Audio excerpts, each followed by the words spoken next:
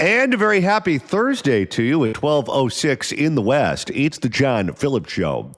Mr. Randy Wang's in Culver City. John, we have a contender in the race to replace Nancy Pelosi. Quite frankly.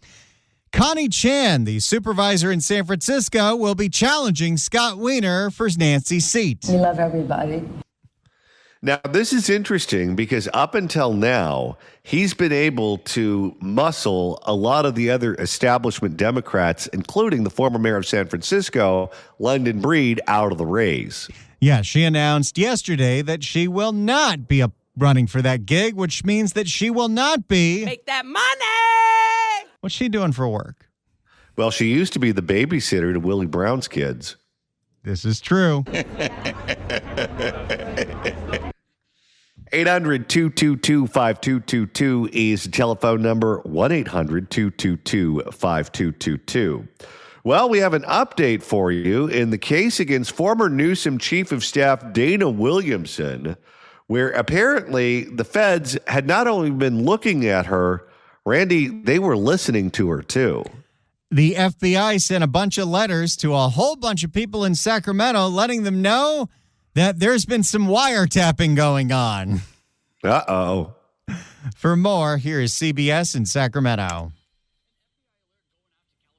Capitol lawmakers and lobbyists, the alert: the FBI may have recorded their phone conversations as part of the investigation into former Governor Gavin Newsom's chief of staff, Dana Williamson. They probably heard a lot of things, including those late-night drunk dialing calls where she would threaten people. Thanks for joining us for the CBS 13 News at 6 o'clock. I'm Brady Halbleib. And I'm Marley Ginter. Williamson has been charged in a political corruption case, accusing her in a scheme to steal campaign money from former federal health secretary Javier Becerra. In tonight's Politics at Large. And Becerra's not looking good with this story at all. No, and he's also pissing everyone off up there by destroying their narrative that this is Donald Trump targeting Democrats because of politics. He's saying he was a victim and crimes occurred. In tonight's Politics at Large, Steve is live at the Capitol with what we're learning of the size and scope of this investigation. Steve.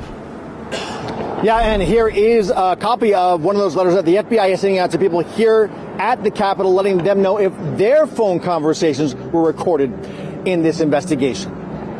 The letter sent by the FBI alerting recipients to a court order allowing investigators to intercept wire and electronic communications between May and June of 2024.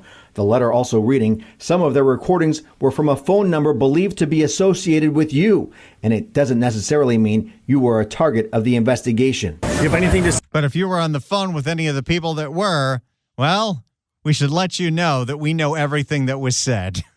Can you imagine how many sleepless nights you'd have if you got a letter from the FBI telling you that they've been listening to all of your conversations? Do you have anything to say at all? The letter is connected to the case against former Governor Gavin Newsom, Chief of Staff Dana Williamson.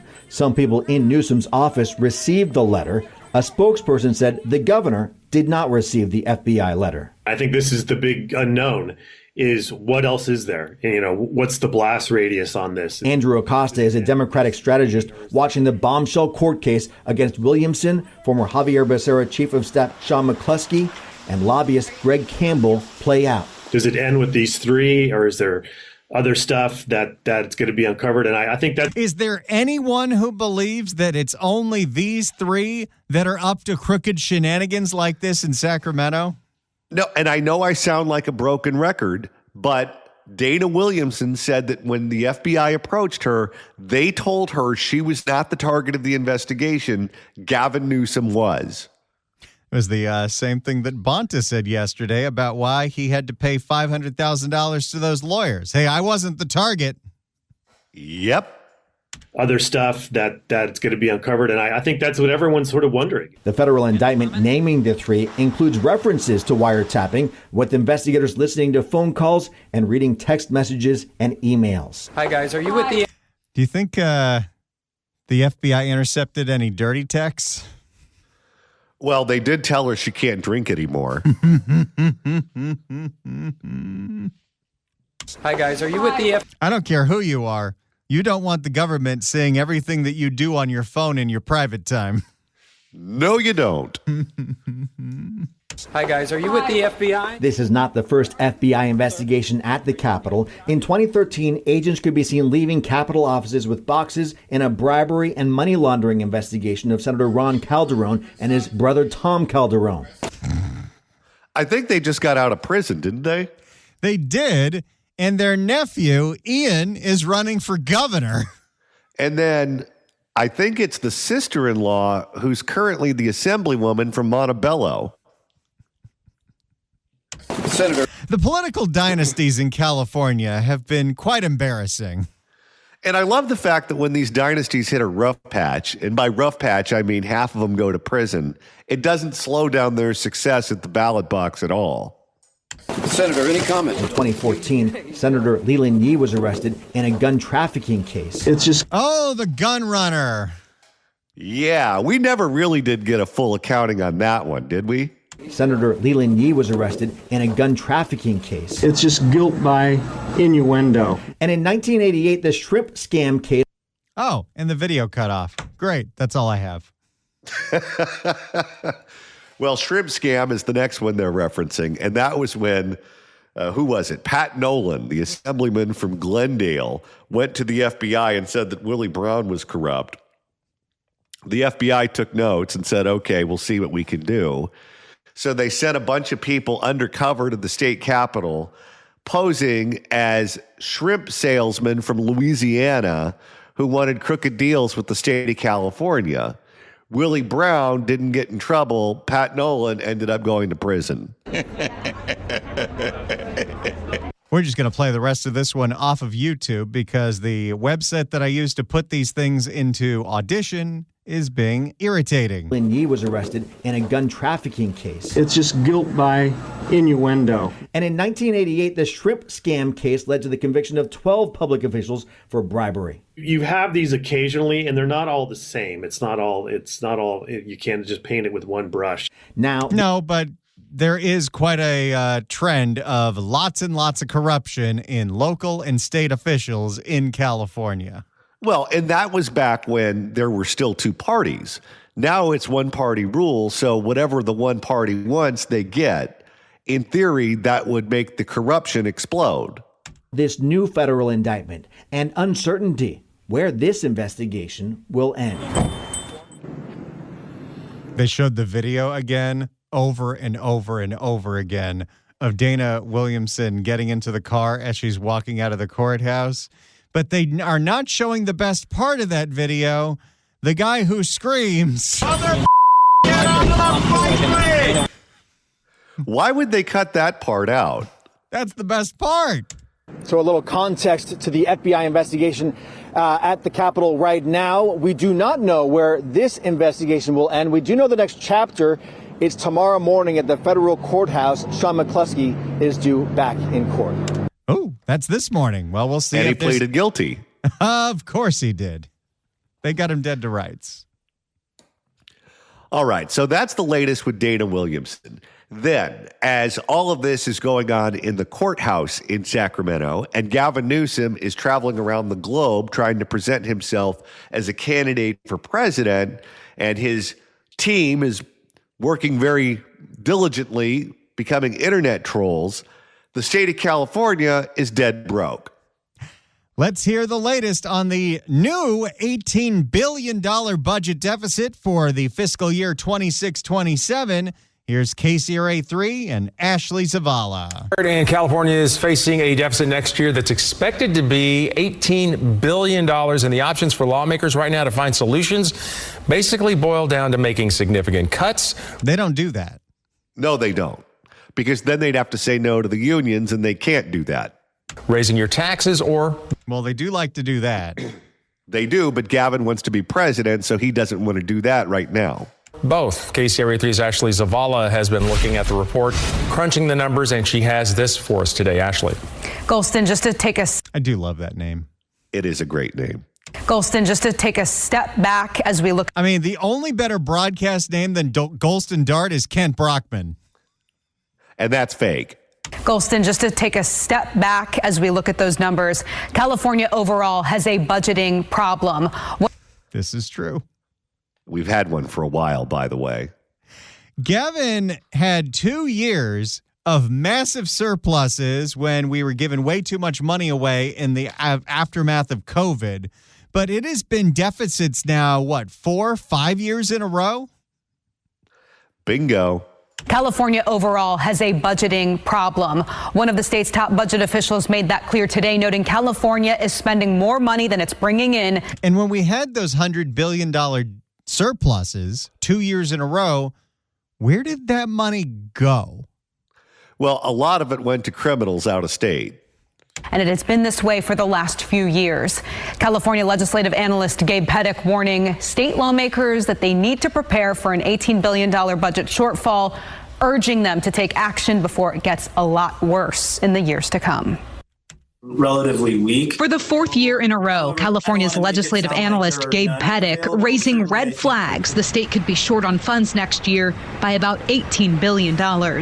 Maybe this is why so many Sacramento politicians are not running for governor. Well, and you notice instead of being proactive about it, Newsom is talking about every subject other than this. Pettick's office released its budget outlook Wednesday, a report that comes out at this time every year to help lawmakers figure out how to spend taxpayer dollars for the upcoming year. State revenues are strong right now with the stock market and enthusiasm around artificial intelligence, but Pettick says it likely won't last and will not solve the state government's overall budgeting problem of spending more money than it has. AI is pretty much propping up the entire economy right now, and if it is not as useful as all of the investments are promising it is, we're going to see a massive crash. No, and you look at the state of California where we're already dependent on the high income earners as it is. With AI, they're expecting that industry to produce more billionaires that pay more California taxes. So you're 100% correct. The volatility of the money coming into state coffers is going to get more volatile if that doesn't pan out, risking even bigger deficits in the years to come. Since Governor Gavin Newsom took office in 2019, California budgets have grown from $208 billion to $322 billion this year. So one thing that Steve Hilton talks about that should be talked about even more is the state of California budget in the last 7 years has gone up 50%. And what exactly is better? No, the roads aren't better. The airports aren't better. The schools aren't better. The area that we live in isn't cleaner. That money is not going to benefit the public. The costs and expenditures and the commitments of state government did run ahead of what the state's fiscal capacity really was.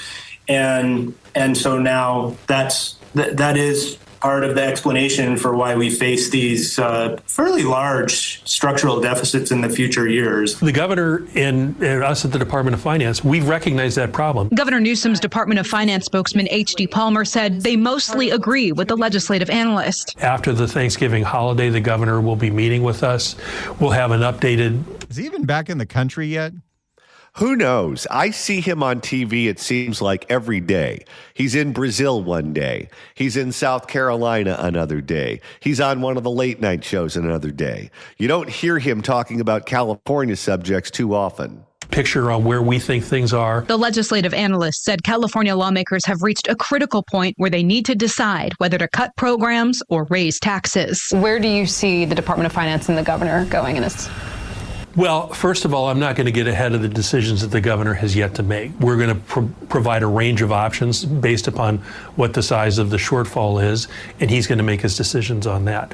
What I think you've seen him do in the past, that's maybe an indicator of where things may be going, is that he is focused more on controlling the growth in spending, at the same time putting more money away where we can. Yeah, but we're still short. And Gavin Newsom would just rather not talk about it. The legislative analyst today stopped short of recommending what programs specifically could be cut or how taxes could be raised here. California has $14 billion left in reserves at this point. That's not a lot.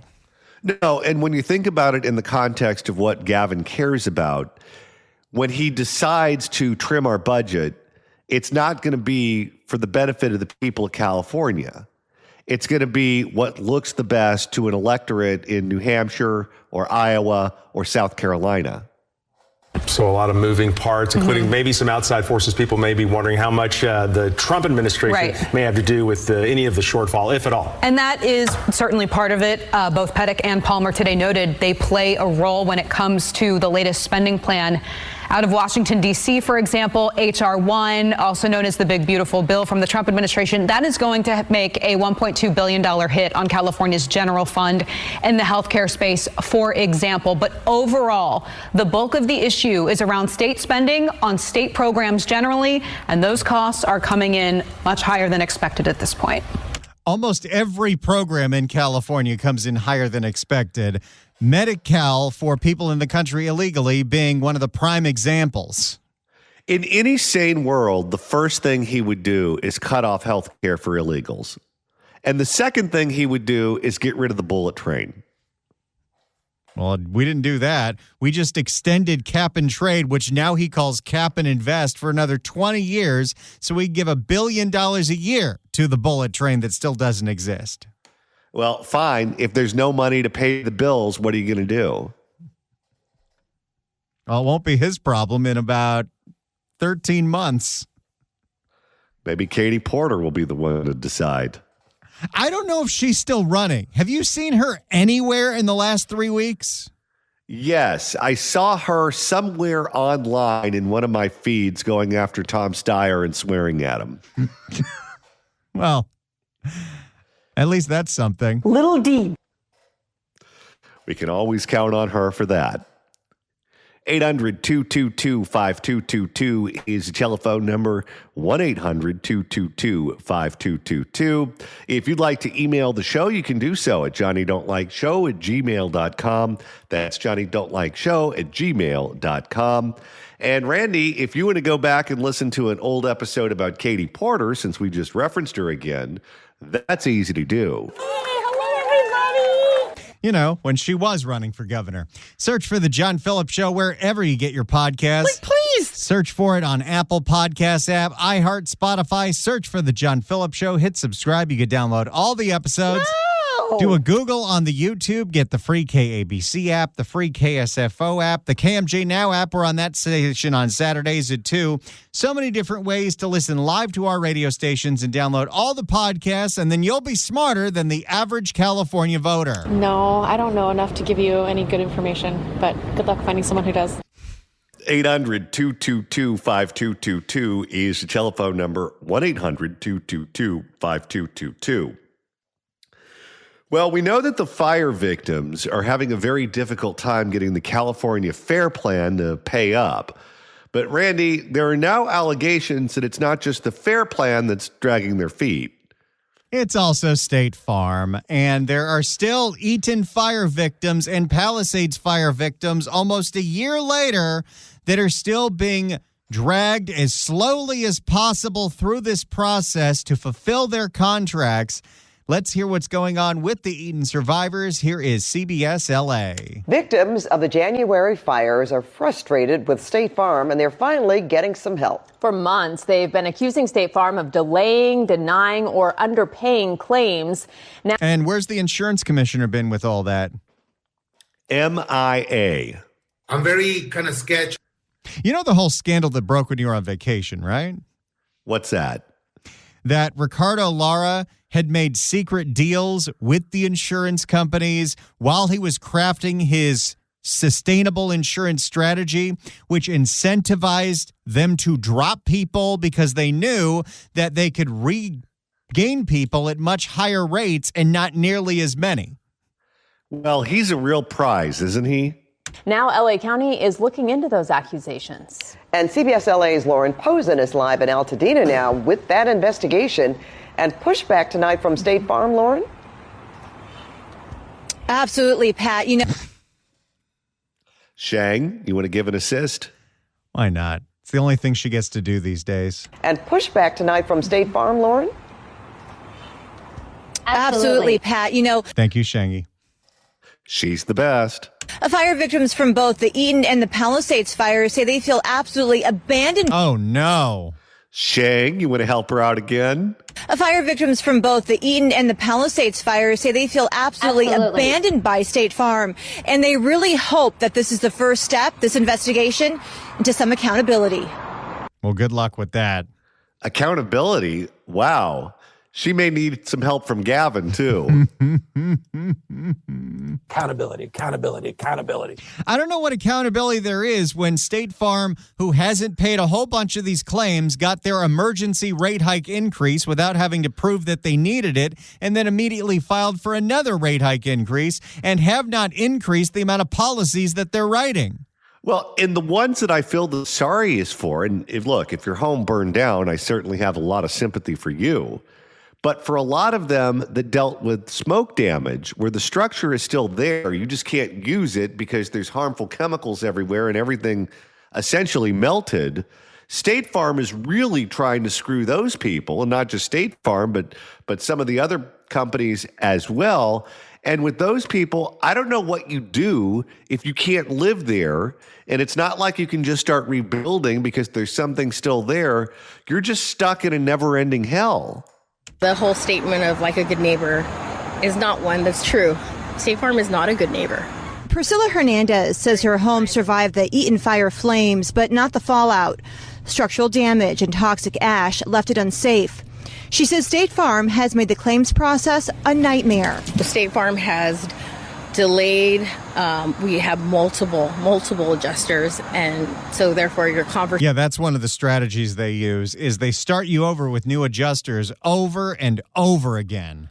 I'm telling you, I am not an attorney, so I certainly don't recommend taking any legal advice from me. However, if I was one of the people who was living through this nightmare, I would hire an attorney to deal with the insurance company, because they're having their attorneys do everything they can to avoid paying you. And if you're a layman and you don't understand contract law and insurance law, then they're going to run circles around you. You need to have someone advocating for you who knows the rules. So there's a whole industry for that now. Public insurance adjusters, somebody you can hire that fights State Farm for you. So therefore your conversations have to start all over again. You feel like you have to begin from the beginning. Another neighbor with State Farm, who even hired a public adjuster, says she's facing similar roadblocks too. We're coming up on a year now, and it's like it's drips and drabs. You have to justify every single thing just to get what you are entitled to, in my opinion, because that's what I paid for. So it's just, that's been the most irritating part of it. I don't know. I mean, look, I understand this is a business and they have to make a profit, but it sure seems that State Farm's whole business model is making sure that they don't pay out claims. Well, think about this from the point of view of the fire victims. The first thing that failed you is the nutcase who started the fire. So you have someone living in your community who decided that they were going to be destructive because that's what turns them on. Then you have conflict between the state and the city so that the state wouldn't let the city fully put the fire out. And so the embers were still burning. Then the wind comes, then your house burns down, and your insurance company, who you've been paying through the nose to, doesn't want to pay you. And then the State Department of Insurance, which exists to regulate them and to force them to follow the rules, they're not doing anything either. Everyone around you who you allegedly depend on has failed you, and they're telling you to go pound sand. LA County says it's now investigating the state's largest home insurer, demanding records to check for unfair practices affecting hundreds of Eaton and Palisades fire victims. We're hoping they'll come to us in good faith and work on it, as well as try to address any issues that come up where they can, try to expedite some of the benefits to the community to get them back in their homes. In a statement, State Farm says the goals of this investigation are unclear, but what is How about you just pay the claims? They can't do that because then they'd get carpal tunnel writing checks. But what is clear is that it will be another distraction from our ongoing work in California to help our customers recover from this tragedy. You see, this is a page out of Gavin's book. It doesn't matter what reality is. Just say everything's fine and people will move on. Crime, there's no crime in California. That's a right-wing trope.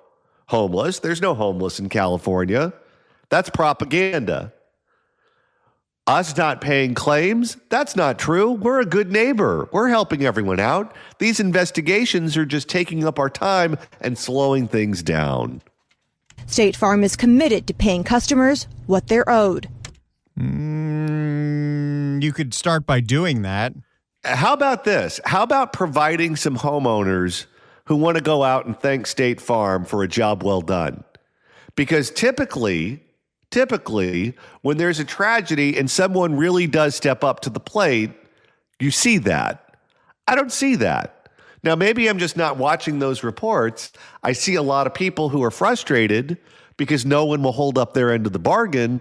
I don't see many people thanking State Farm for helping them put their life back together. State Farm says it's received. Not one person has gone on tape to say they were like a good neighbor. Well, wasn't there one couple that they put out there and then even they turned on them? Well, no, this was Karen Bass. She's in the Palisades, and they set up a camera in front of the one house that's rebuilding. And like, look, the Palisades is coming back. And then NBC4 talks to the couple and is like, yeah, this is as far as we can get because State Farm won't pay out our claims. That's right.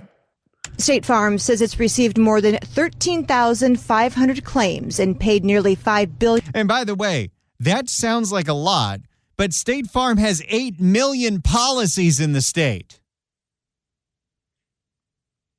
How much money are they bringing in every month with these jacked up premiums? How many claims do they have to pay out before they're broke? This concept does not make any sense. And also, what they said is not entirely, it's meant to mislead, let's put it that way. Because if you say it's going to cost X to fix my house, and they say, no, we think it's going to take Y, which is far less than X, and they write you a check for Y, did they really make you whole? State Farm says it's received more than 13,500 claims and paid nearly $5 billion to January fire victims. But for many, the devastation isn't over. They're still struggling to survive almost a year later. I think that State Farm could do the right thing and to ensure that we can truly have families back where they should be, and that's in the home. And if they're not going to do the right thing, we're supposed to have an elected insurance commissioner who was supposed to use everyone's favorite phrase, hold them accountable. But for the 8,000th time this year, where the hell is Ricardo Lara? I'll tell you, I have endless supplies of sympathy for these people because they are living in a nightmare that just won't end. And I know it is, you want to say, I'm going to rebuild. You want to say, I'm not going to let an arsonist drive me from my home. I'm not going to let the failures of my city and my state drive me from my home. I picked this home. I like my neighborhood. I like my views. I like my local stores. I like my community. I like all of that. And no one can drive me from where I live out of their own stupidity or maliciousness.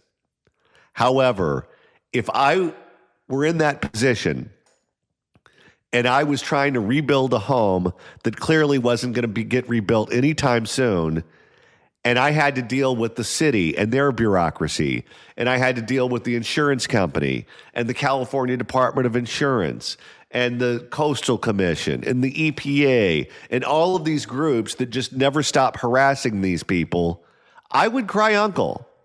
I would get rid of the property. I would move someplace else, and I would start over. Now, LA County isn't the only microscope that State Farm is under. You might remember back in June, the Department of Insurance launched what's called a review after similar complaints. After they gave them a rate hike. Multiple rate hikes. Reporting live in Altadena, Lauren Posen, CBS LA. There's the latest on Eaton fire victims still not getting made whole by the insurance company, and the insurance commissioner is MIA. 800-222-5222 is the telephone number. 1-800-222-5222. Well, we know that the fire victims in the Palisades are having a very difficult time getting paid by State Farm and the FAIR Plan. But the state of California is now worried about the fact that the rest of us, well, we're having a hard time buying insurance too. The insurance companies would prefer to see the California market drop off into the Pacific Ocean. They say they can't make any money here. So the state has instituted some reforms that's supposed to make it easier for us to buy insurance. However, Randy, the facts say the opposite is happening. Ricardo Lara's insurance strategy, the sustainable insurance strategy, has been implemented now for over a year. This was supposed to depopulate the FAIR Plan and get the big insurers writing more policies. And a year later, that's not happening. At what point do they cut bait? For more, here's CBS 8 in San Diego. More than 10% of California homeowners have no fire insurance, according to a recent report by Lending Tree. Oh, boy. That's not good. Well, I mean, with the stories that we've been hearing, having no insurance is almost the same as having insurance sometimes. Good point. And that number appears to be increasing because of the insurance crisis in California. 2 years ago, State Farm, Allstate, and Farmers Insurance bailed out on writing new policies in California. And what we found out was the reason they did that was because they were talking to Ricardo Lara about his new strategy, and it gave them an incentive to drop a whole bunch of policies until that stuff takes effect. And even if they renew you, many people I talk to, homeowners here in California, have to jump through a million different hoops to satisfy the requirements of the insurance company so they don't get dropped, including taking pictures of every room in the house, taking pictures of the perimeter of the house, agreeing to allow drones to go over the house, you name it. Bailed out on writing new policies in California, making matters worse. We're hearing that a lot of homeowners are just frustrated with the insurance marketplace, and they're really terrified to lose their insurance. Emily Rogan with the nonprofit United Policyholders says insurance reforms in California were supposed to help. One, by bringing more insurance companies back into California, and two, by helping to get homeowners off the FAIR Plan, the insurance of last resort for people who had their fire policies dropped. The strategy was that with more competition, we'll see rates go down. And we haven't seen that yet. No, we haven't. And no reasonable person expects that to happen anytime soon because the risk is up. In fact, the number of homeowners forced into the FAIR Plan continues to increase, according to the latest numbers released in September. So wait a second. Ricardo Lara bent over backwards, gave the insurance companies everything they've ever wanted and more, quicker rate hike approvals, modeling that only they can see that justifies those rate hikes, and they're still adding more people to the FAIR Plan? I think I told you this. A friend of mine owns a condo in Palm Springs in the flats, not in a fire zone. And the woman who lived underneath him sold her unit to somebody new. New person comes in. My friend goes to greet the neighbor, say hello. He is told that the person ended up on the FAIR Plan, that no one would sell an insurance policy for a condominium in the flats, not in a fire zone. And I remember making a mental note to myself, if that person is on the FAIR Plan, we're all doomed. Well, and remember what the FAIR Plan is. So many people might think that it is a state plan. It is not a state plan. The FAIR Plan is run by the major insurers. So they almost have an incentive to dump you onto a policy that's more expensive and covers less. Are these insurance reforms working? I feel like the insurance reforms are a long game, and that really hurts for the homeowner, for the insurance consumer, because they're not seeing the relief that was promised. For homeowners who have been dropped, the best advice is keep calling around. Adriana? I always get Adriana and Veronica mixed up because they have both of them have billboards all over town. Farmers Insurance has resumed writing limited homeowners policies again. State Farm has not. Allstate is promising they will in the future. If you don't want to do the research yourself, you can find an independent insurance broker who can write insurance from many different insurance companies, and they might be able to help you compare. I recently shopped around for insurance quotes on my own house, and I found it was much easier to call agents with offices in my own neighborhood as opposed to going online and entering my address for those so-called free quotes. Yeah, that free quote that he got back said, "You're screwed." When you go to one of those brokers, and I know people who have done that, what you end up with is you end up with a policy from a company you've never heard of that's out of state. Well, and I know that, it's always thought that, well, you don't know if those companies are going to pay out your claim. You don't know if the big companies are going to pay out your claim. No, at this point, you're not buying insurance. You're buying a piece of paper that'll satisfy the bank for your loan. But if something happens to your house, you're on your own. All I can say is keep trying. David Gottfredson, CBS 8. So there's the latest on California's ever-worsening insurance crisis. And surprise, surprise, Ricardo Lara's big project that Gavin Newsom gave him so he would be the fall guy for all of this, the sustainable insurance strategy, has not increased the availability of insurance or lowered the price for anybody. And what does Ricardo Lara have to say about that? I may be criticized and dragged through the mud for it and get my wig snatched, as the gay guys say. It's bad enough that we elected him once. We reelected that guy.